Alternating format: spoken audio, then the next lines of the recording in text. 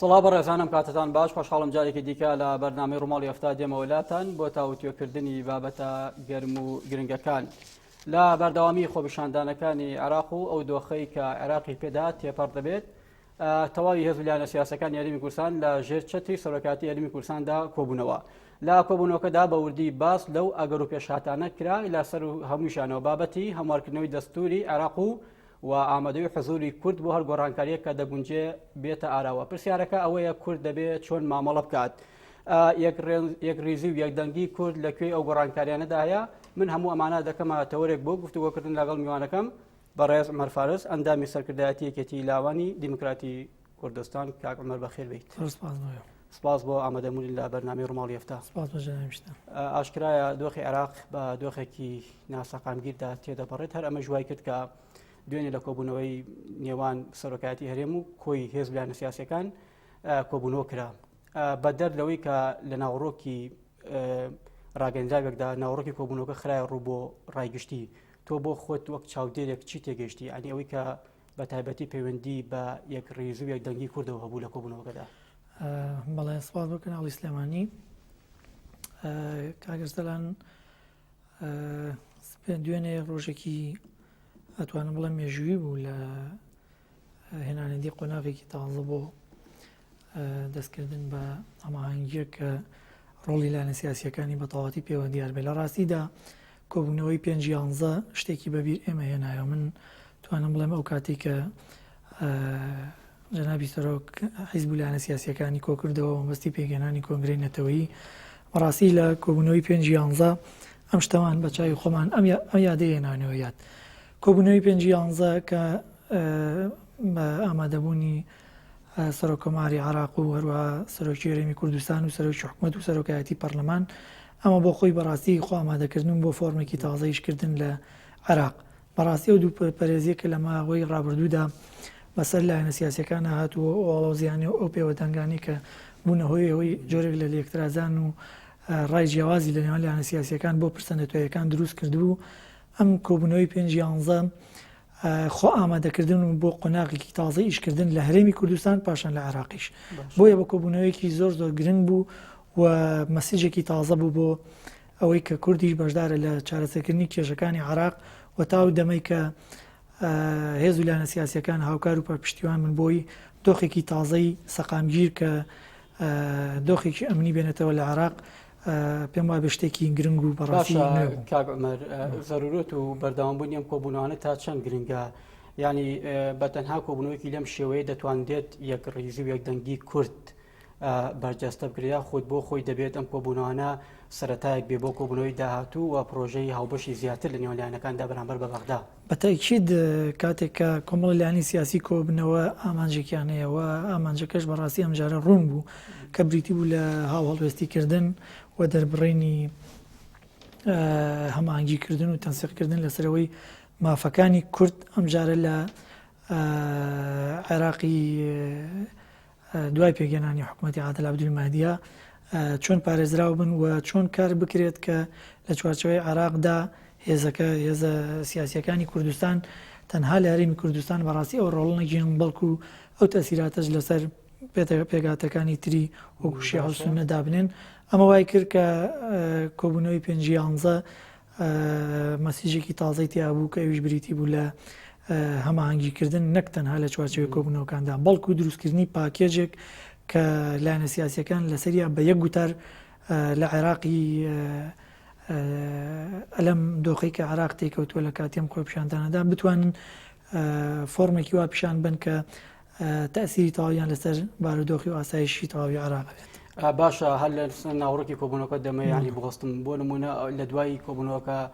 بە تایبەتی کۆمەڵک لە بەرپرسی یەکەمی حیزبەکان جۆرێک لە لێدوانیان بۆ کەناڵەکانی ڕاگەیاندندا تۆ بۆ خۆت بە ئاشکرا هەست بەوە کرد کە فعلا کۆبوونەوەکی جیاواز بۆ لەوانی کە لە ڕابردوو کراوە یعنی بۆ نمونە مەسەج و پەیامی ئەوەی تێدا بوو کە فعلا دەبێ هەوڵەکان دەنگەکان یەک بخرێ بەرامبەر بە بەغدا بە دڵنیایی و کاگی وەک پێشتریش من ئاماژەم پێکرد ئەو کۆبوونەوەیە لە ڕاستیدا من وەک سەرنجمدا بێت لە کەناڵەکانی ڕاگەیاندنی بەڕاستی کەناڵە کانی ناوەڕاست و باشووری عراق بەڕاستی فۆکسێکی تەواویان خست بۆ سەرەوە کۆبوونەوەی چونکە دوای گەڕانەوەی سەرۆکۆمار بۆ شاری هەولێر و کۆبوونەوەی لەگەڵ سێ سەرۆکاتیەکەی هەرێمی کوردستان بەڕاستی خەڵکی ناوەڕاست و باشووری عراق بەسەرکردە سیاسیەکانیشانەوە کە زۆر دڵنیان لەوەی لەو هەنگاوانەی کە پێشتر لە لایەنە سیاسیەکان ناویانە ئەتوانم بڵێم هەنگاوێک بووە وەک خۆی تەسیراتەکەی نەگەیاندوە بەڵام ئەم جارە و بەم شکڵە کە کۆبوون لایەنە سیاسیەکان بەم شێوەیە کۆبوونەوە پێکەوە داوەزین بۆ ئەوی لە چارەسەرکردنی کێشەکانی عراقا بەشدار مشتەرەک بن و خاڵی بەهێزی ئەم کۆبوونەوانە بەڕاستی بریتی بووە لە پاراستنی دام و دەستگامنیەکان پاراستنی دامەزراوە حکومیەکان و لە ناویشیاندا پێشێلنەکردنی مافەکانی هاوڵاتیان لە دەربڕینی ئازادی ڕادەربڕین و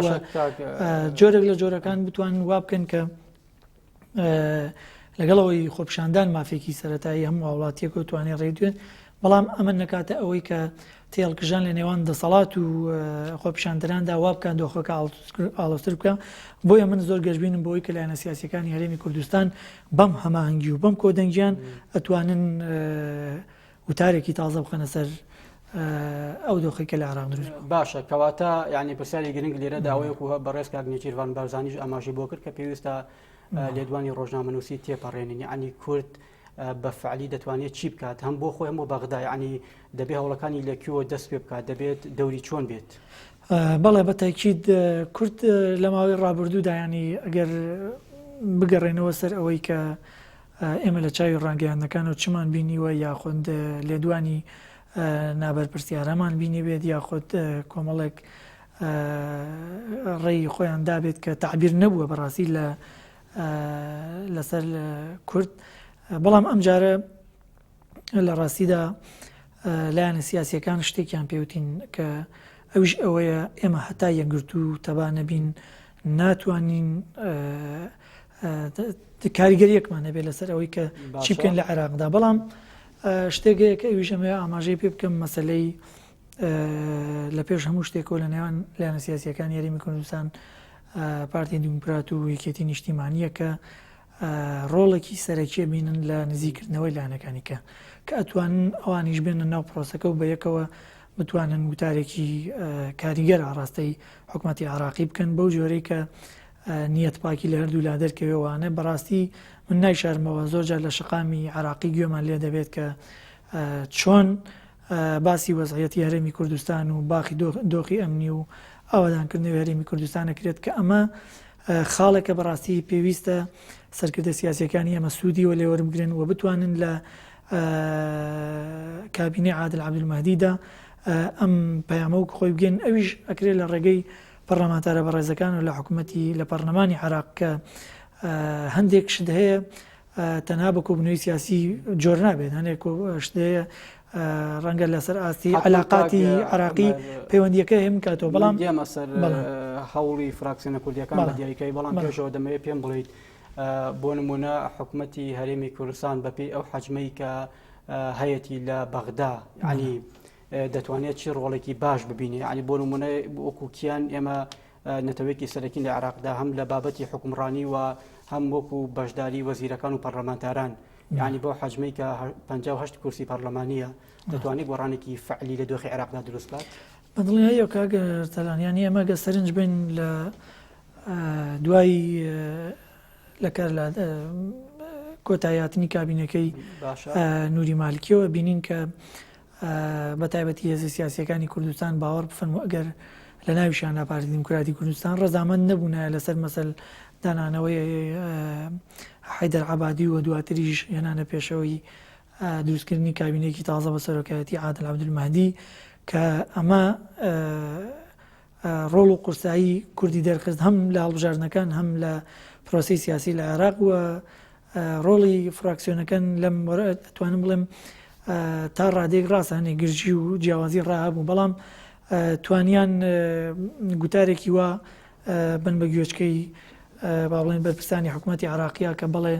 لە ڕێگەی ئێمە ئەو قورساییەکە هەمانە لەوێ بتوانین ڕۆڵی یەکلاییکەرەوە ببینین و لە ڕێگەی ئەو سەرکردایەتیە سیاسی کە هەرێمی کوردستان هەیەی بتوانێت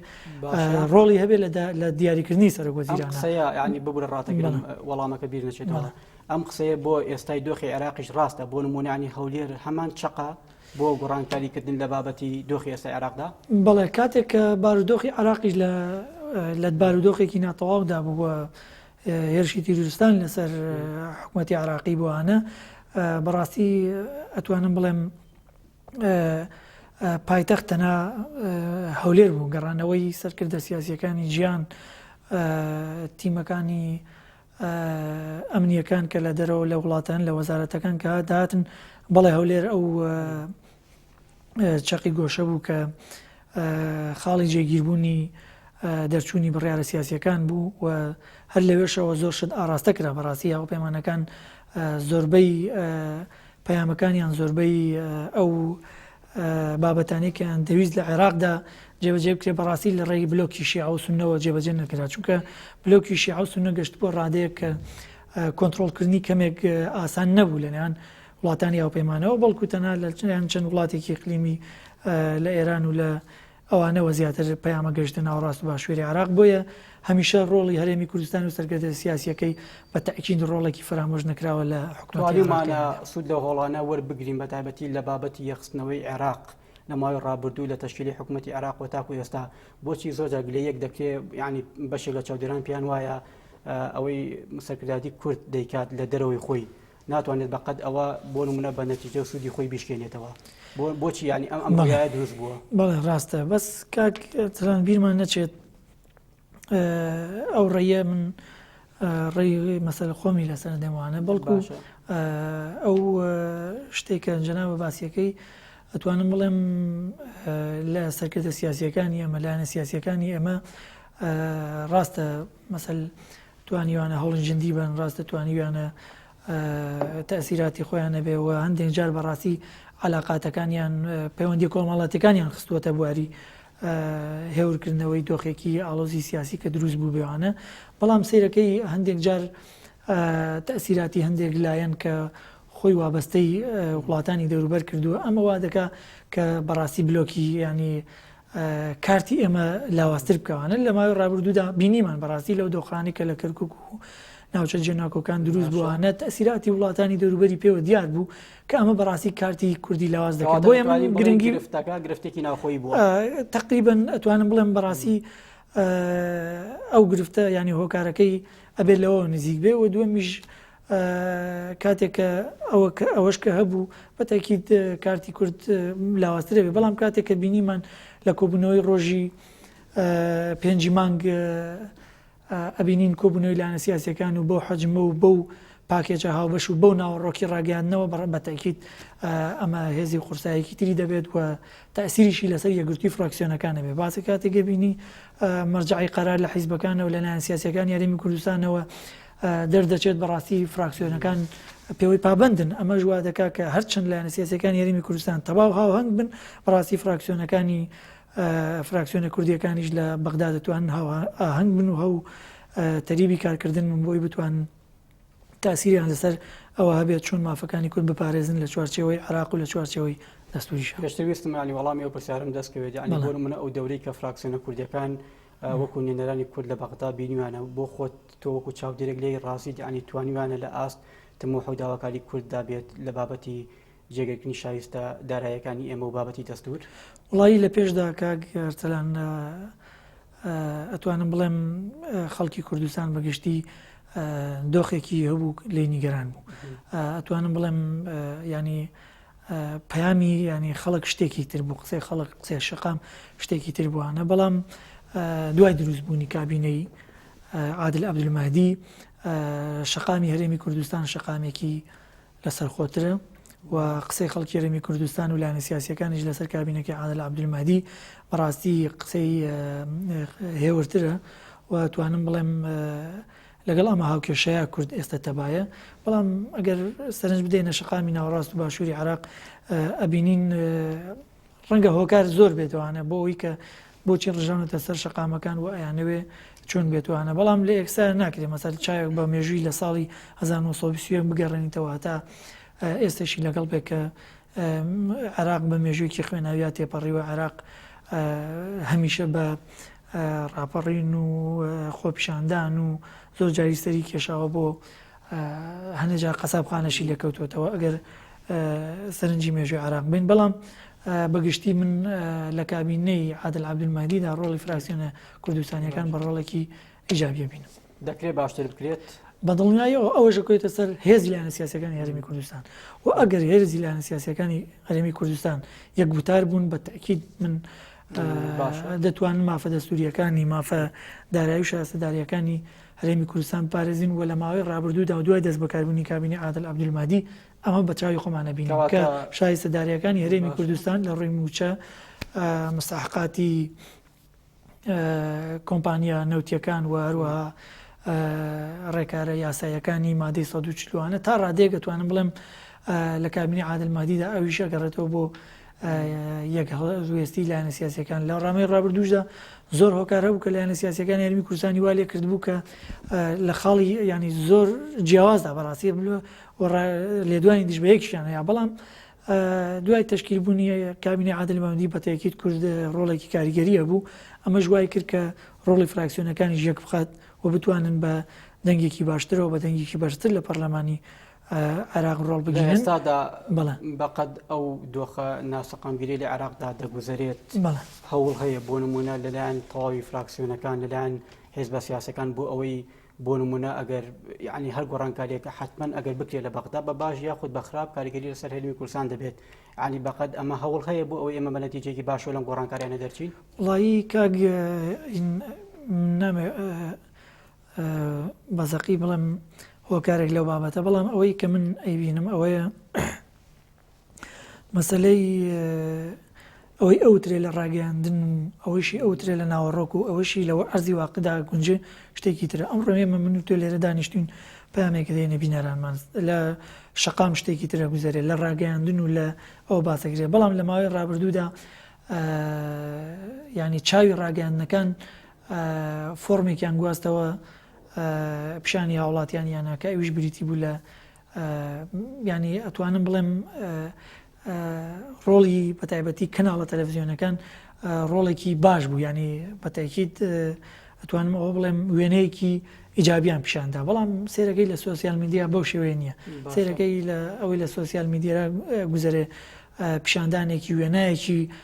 فەوزایەکی پێوە دیارە ئاڵۆزیەکی پێوە دیارە بەڕاستی چاوی شقام بە ئاڕاستەیەکی بیرکردنەوەی شقام بە ئاڕاستێکی ترەبا. بەڵام بەگشتی ئەوەی لە ڕاگەاندن ئەوترێت و ئەگوازرێتەوە باشترە وەک لەوەی لە سۆسیال میدیاوە ئەم وێنەیە ئەم ڕوویایی کە بەڕێتدا ئاماژەی پێ دەکەیت لە وڵەکانی سەرکردایەتی کورد وەکو خۆی بە بینەران و ڕای گشتی نەکات ینی خەلەلەکە بە دیاریکەوی لەکوێدایە. وڵی هەندێک جار ڕێگەاندنەکان مەسەل سۆسیال میدیا ئەکەونە کەوتونەتە ژێر بابێکی دامەزرایەوە نین بەڵکو ئەکەونە ژێر خاوەندیارەتی کەسایەتیەوە کە ئەمەش ئاڕاستەیەکی باش وەرناگرێ. بەڵام ئەوەی هەیە لە کەناڵەکانی ڕاگەیاندن وێنایەکی جوان پیشانە درێوانە. بەڵام بەگشتی لە وێنەکە گەشتبینین و لە داهاتووی عراقیش دڵنیان لەوەی کورد قەڵەمێکی باش لەسەر باشە. من لە سەر تەورێکی دیکەی کۆبوونەوەکە دەوەستم کە ینی فۆکسی تەواوی سەرکردایەتی کوردی لەسەر بوو بابەتی هەمواری دەستوری عراقە ئێستا وەکو ڕێگە چارەیەکیش بۆ دەرباسم لە دۆخی ئێستای عراق ئاماژەی پێ دەکرێت لە ئەگەری هەر هەموارێک ینی ئەوەی کە پەیوەندی بە کیانی هەرێمی کوردستانەوە هیچ مەترسێکی دەکەوێتە سەر. وڵی لە ڕاستیە مەسەلەی هەمواری دەستور کاک ئەرسەلان شتێکی ینی بابەتێکی ئەوەندە ئاسان نییە لایەنە سیاسیەکانی عراق بەو شێوەیە دەستی بۆ بەرن چونکە ئەو دەستورە لەگەڵ ئەو هەموو کەم و کورتی و تێبینیانی کە سەرکردایەتی کورد لە ماوەی ڕابردوودایی بوو تێبینی وسو بەڵام لەگەڵ ئەوەشە دەنگی پێدا. ئێمە وەکو میلەتی کورد دەنگمان بۆ دەستورەدا پێمان وا بوو ئەو کاتە شتێکی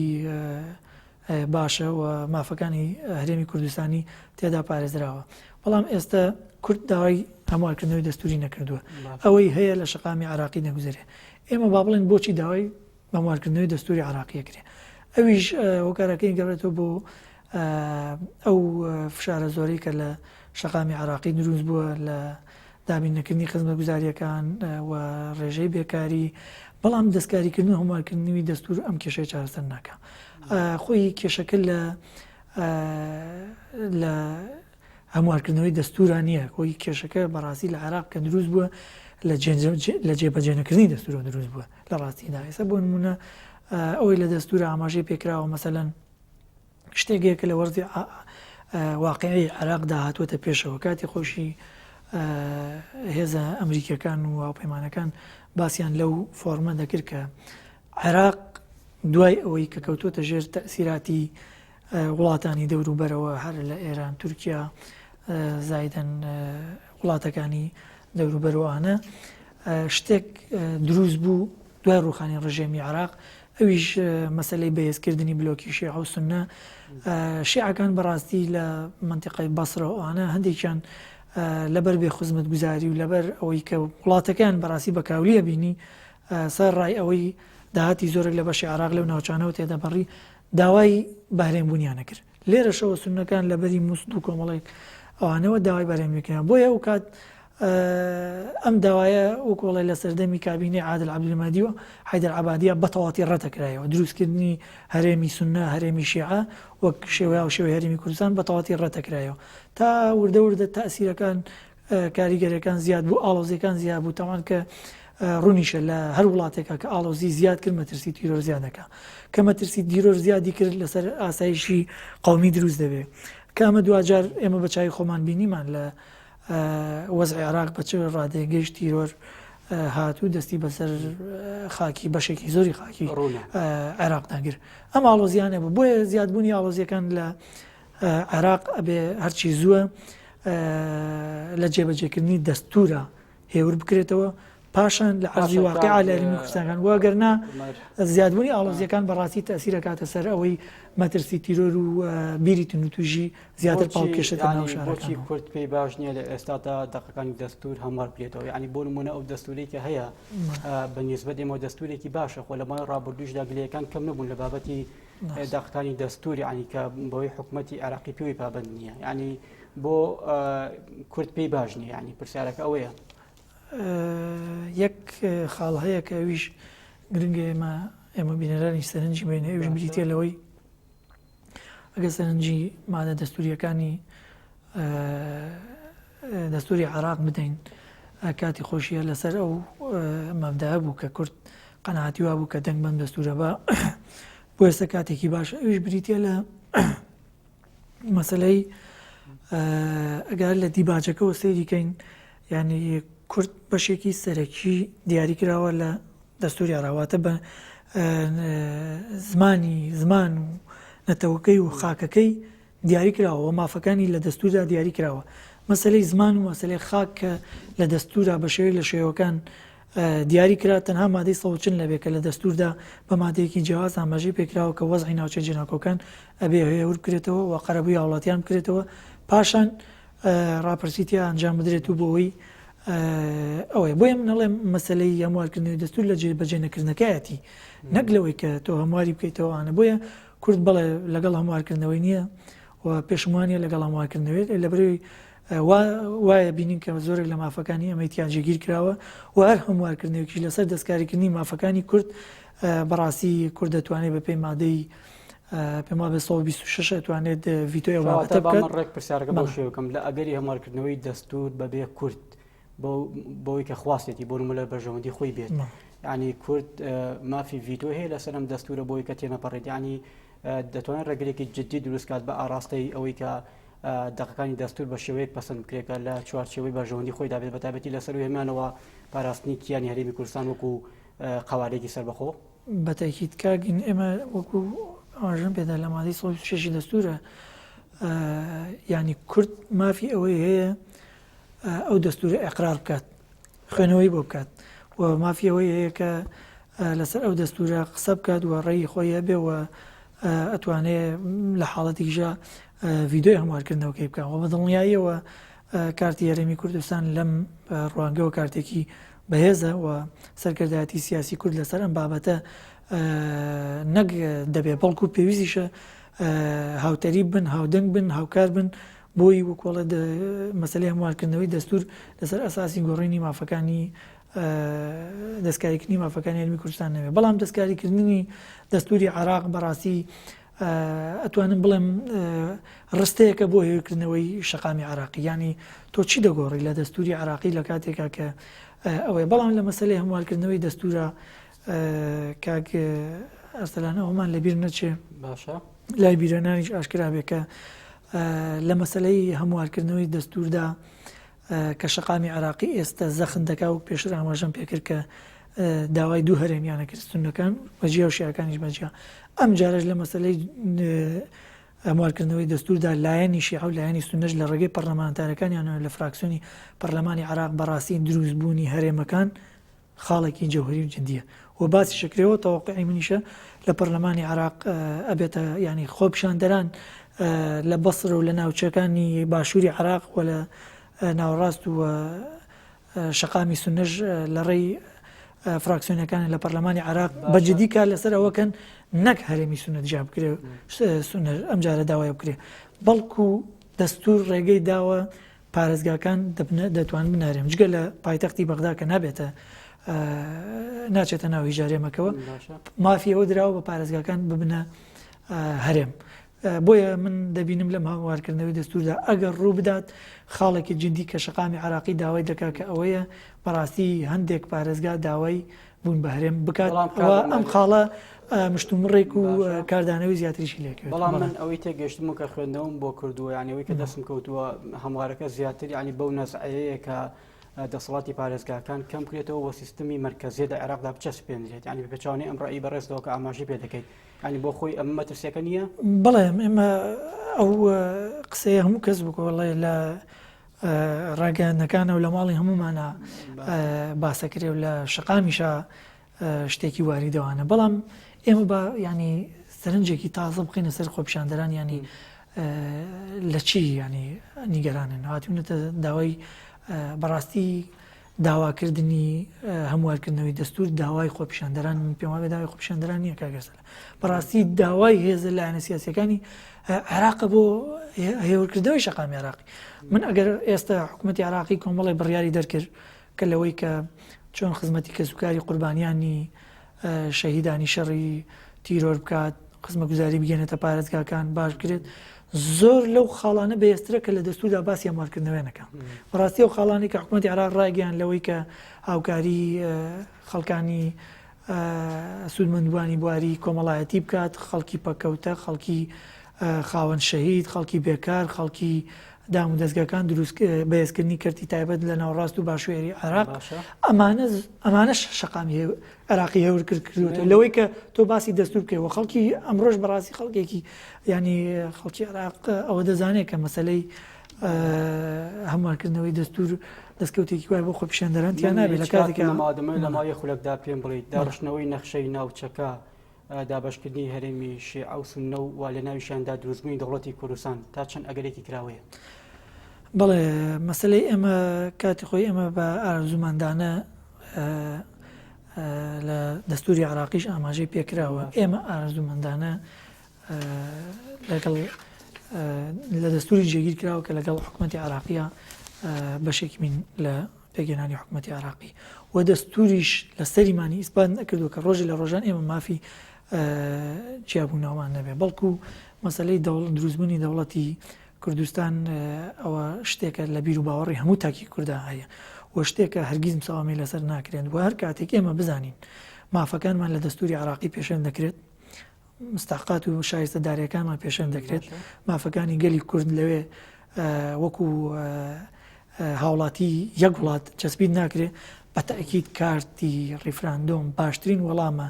بۆ عێراقیش و بۆ جیانیش کە ڕۆژە لە ڕۆژان بە دەوڵەتی سەر بەخۆی خۆمان زۆر سپاس بۆ عومەر فارس ئەندامی سەرکردایەتیەکەتی لاوانی دیموکراتی کوردستان سپاس بۆ ئامادەبوونت دووبارە بەخێر بێت زۆر سپاس بە جەنابیشتان خۆشحاڵم بینەرانی بەڕێز و خۆشەویستاتەوەرێکی دیکە و بەرنامەیەکی دیکە شاد و بەختەوەر بن